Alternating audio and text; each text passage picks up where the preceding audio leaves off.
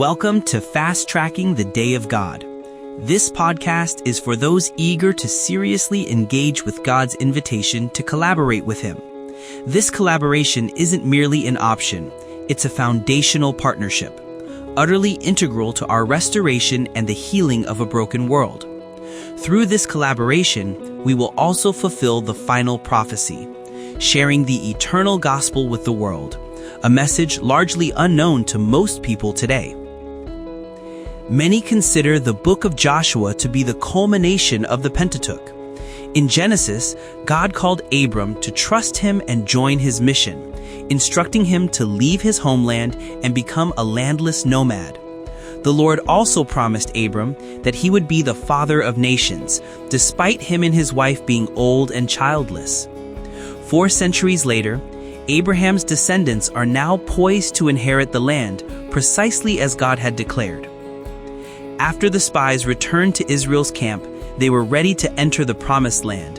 A seemingly insurmountable obstacle remained, at least from a human perspective: the Jordan River during the spring flood season. However, nothing can stop the Creator, the living God of Israel. Once again, He is about to demonstrate His sovereignty as the Lord of all the earth, and of course, also its waters. God calls His people to confront the impossible, demonstrating that with Him, all things are possible. The Ark of the Covenant precedes them, signifying that their passage on dry land is not a mere coincidence or human design, but a divine intervention. God simply asks His people to trust and obey His instructions. This is the essence of consecration.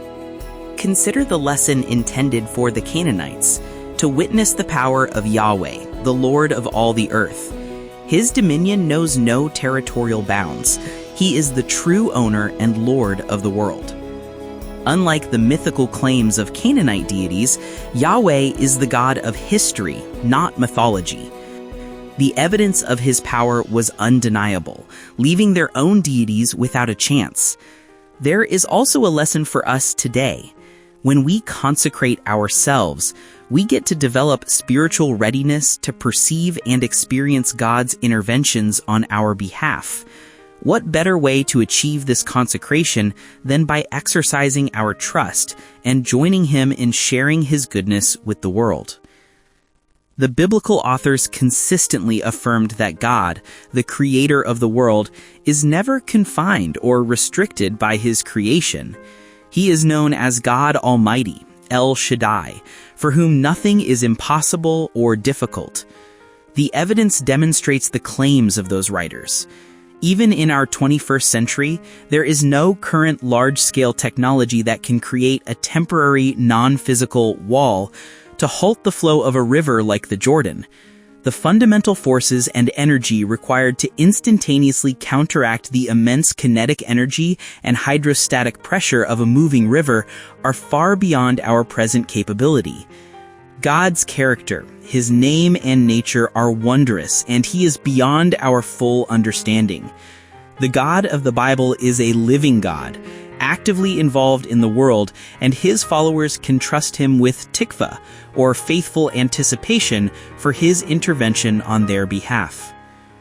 Memory plays a crucial role in learning and is a key indicator of successful education. We utilize 2 main types of memory daily. Working memory, comparable to a desk, this memory type handles a limited number of items at one time. Long-term memory. This can be likened to a vast file cabinet capable of storing immense amounts of information for extended periods. In a biblical context, memory is a dynamic concept, extending beyond simple recall. When God remembers His people, as seen in Exodus 2:24, it signifies His favorable action toward them. Consequently, God's directive for His people to remember is also a call to action. The act of remembering is expressed through various means across time and space.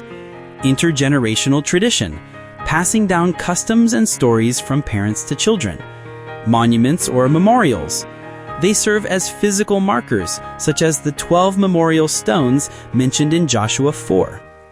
However, there is an often overlooked significant memorial, the Sabbath. God instituted this divine gift at creation as a reminder of our origins. It is a monument in time that helps us remember our identity, destiny, and mission, offering a glimpse of God's future restoration. Rituals and celebrations, participating in significant festivals within the religious calendar. These festivals held a threefold significance. Present commemoration, they marked God's actions in Israel's current life, aligning with the seasons of sowing and harvest. Past commemoration, they recalled God's historical acts, especially the Exodus and the conquest. Future typology, they foreshadowed God's future actions in the eschatological era initiated by Jesus. Biblical memory encompasses the past and present, gratitude, as well as future, tikva. However, Israel failed to remember God's instructions. Judges 2:10 notes that the generation after Joshua did not know the Lord nor the work which he had done for Israel, indicating spiritual amnesia. This failure is reiterated in Judges 8:34. Thus the children of Israel did not remember the Lord their God, who had delivered them from the hands of all their enemies on every side. When God tells us to remember something, it doesn't only include the past. It also includes a call to action that relates to our present and future as well. In Deuteronomy 8:11 through 14, we are warned not to forget what God asked us to do, connecting forgetfulness with pride and turning away from Him. In 2 Corinthians 5:20, Paul reminds us that we are ambassadors for Christ, carrying the message of reconciliation. Our call is to share God's indestructible kindness with a world starving for it. Contact us at indestructiblekindness@gmail.com. Don't obstruct the blessings God intends for others to receive through you. Spiritual forgetfulness inevitably leads to idolatry, a pattern evident throughout Israel's history, from Solomon to Zedekiah, the last king before the Babylonian captivity. This outcome is vividly illustrated by Gomer, who, representing Israel, forgot that God, not Baal, was the source of her grain, new wine, and oil, and multiplied her silver and gold, which they prepared for Baal. Hosea 2:8. Idolatry in this sense is profound ingratitude stemming from a catastrophic spiritual amnesia. Israel's extreme forgetfulness resulted in an almost complete loss of identity before the Babylonian exile, with only a remnant remaining.